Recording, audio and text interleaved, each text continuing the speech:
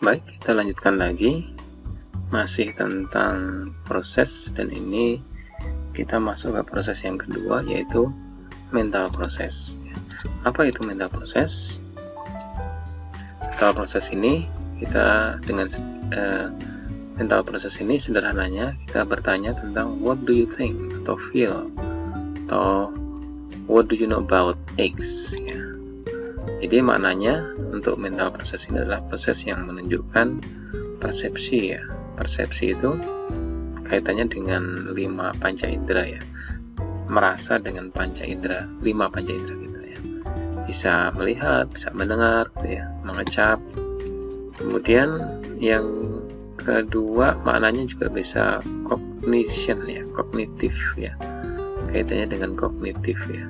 Thinking, dan juga afektif itu feeling. Jadi ada 3 jenis dari mental proses ini, ya. Yang pertama mental proses yang menunjukkan afektif atau reaktif, ya, terkait dengan feeling. Yang kedua mental proses yang menunjukkan kognitif atau thinking, ya. Dan yang ketiga adalah mental proses yang menunjukkan perseptif, yang 5 panca indera itu. Nah, kemudian di dalam klausa yang mengandung proses mental itu ada 3 semantik kategori yang harus muncul, ya, yaitu prosesnya itu harus ada, kemudian yang kedua harus ada sensor, ya. Sensor itu adalah a conscious human participant in mental process. Jadi partisipan yang berupa orang di dalam proses mental itu disebut dengan sensor. Dan kemudian satu lagi harus ada itu phenomenon. Phenomenon itu that which is sensed, that which is felt, thought, or seen, ya. Jadi fenomena itu sesuatu yang dirasai, ya, sesuatu yang dipikirkan atau sesuatu yang dilihat, itu phenomenon. Oke. Kita lihat contohnya, that toaster doesn't like me, misalnya, ya. Ini dalam karya fiksi misalnya, ya. The toaster dia adalah atau doesn't like dulu, ya. Di sini verbal grupnya doesn't like. Dia adalah proses mental, ya. Kenapa mental? Karena ini affect, ya. Kaitannya dengan feeling, ya. Affect, doesn't like, tidak suka. Dia mental proses.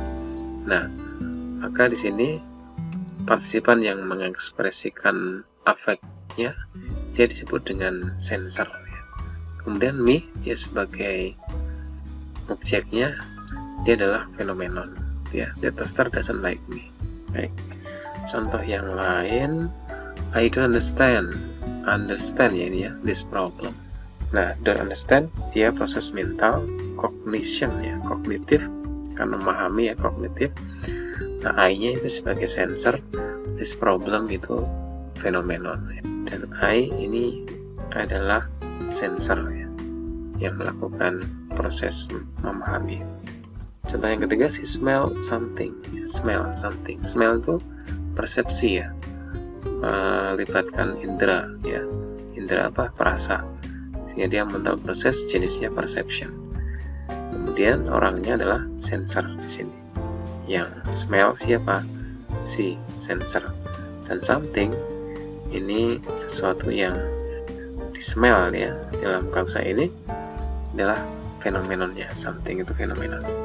Jadi cukup jelas, ya, bahwa di dalam proses mental tiga-tiganya ini harus ada, ya, prosesnya, proses mental.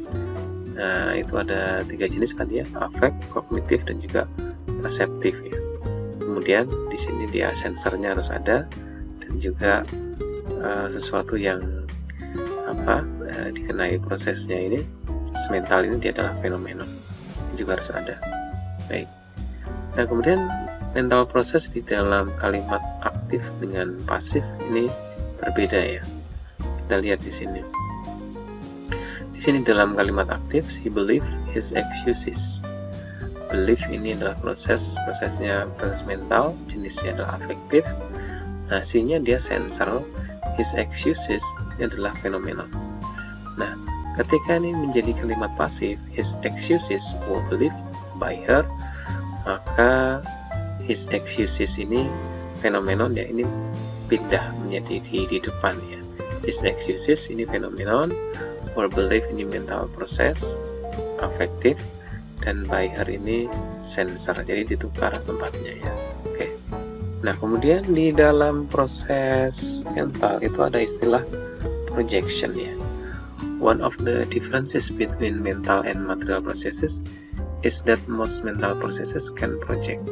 Jadi kebanyakan proses mental itu bisa memproyeksikan ya. Ya, maksudnya projection itu adalah occurs when one clause suggests that something was thought.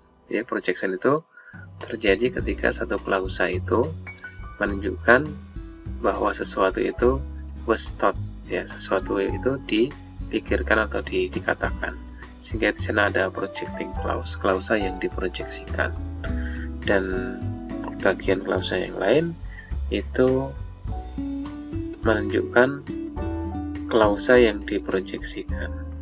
Oke, jadi di proses mental itu ada istilah projection ya.